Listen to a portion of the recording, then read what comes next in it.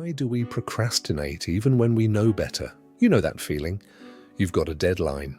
You know exactly what you need to do, and yet you're scrolling through your phone instead. Here's the weird part.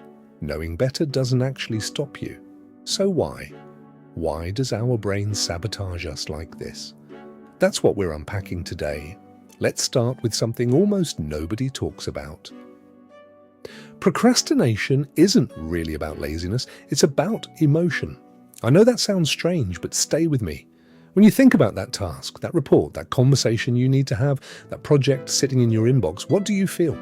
Probably some mix of anxiety, overwhelm, or dread, right?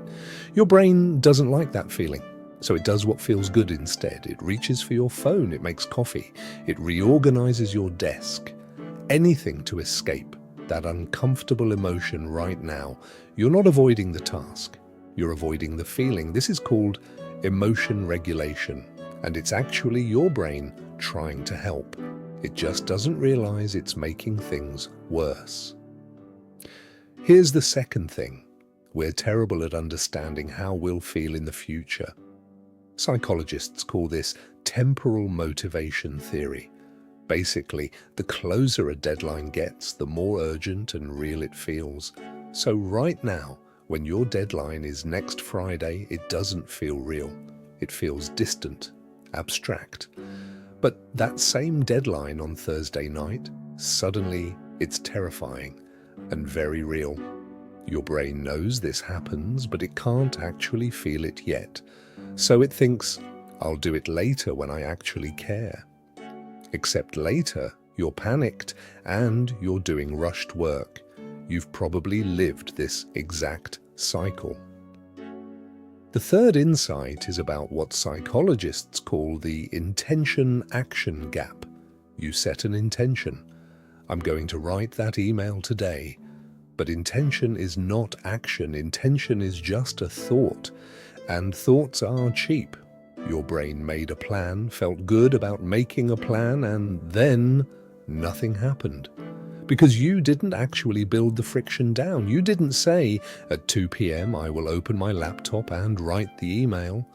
You didn't remove distractions. You didn't make it stupidly easy to start. You just hoped future you would magically be more motivated. Future you is never more motivated. Future you is the same person in the same environment with the same phone notifications. Here's the fourth thing, and it's important. Context matters more than willpower. A lot of us think procrastination is a character flaw. It means we're undisciplined or lazy. But research shows it's way more about environment. Put someone in a noisy coffee shop with their phone on the table and they'll procrastinate. Put them in a quiet library with their phone in another room and suddenly they can focus. The person didn't change. The context did. You're not weak. You're just working against yourself. And finally, here's something counterintuitive. Sometimes procrastination is actually rational. Not always, but sometimes. If a task genuinely isn't important and you know that, then putting it off is actually the right call. Your brain is sorting tasks by real priority. The problem is when we procrastinate on things we actually care about, that's the mismatch. That's when we need to intervene. So, here's what you do with all this. Right now, pick one task you've been avoiding, something that's nagging at you. And I want you to do this. Identify the emotion attached to it. What feeling are you avoiding? Name it. Anxiety, overwhelm, boredom. Just naming it actually helps. Your brain stops running from an invisible threat and recognizes it as something manageable. Then, make the first step absurdly small. Not write the report, but open the document, not call the dentist, but find the phone number.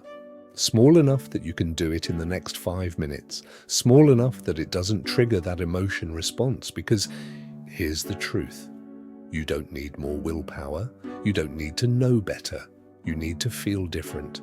And sometimes you just need to start.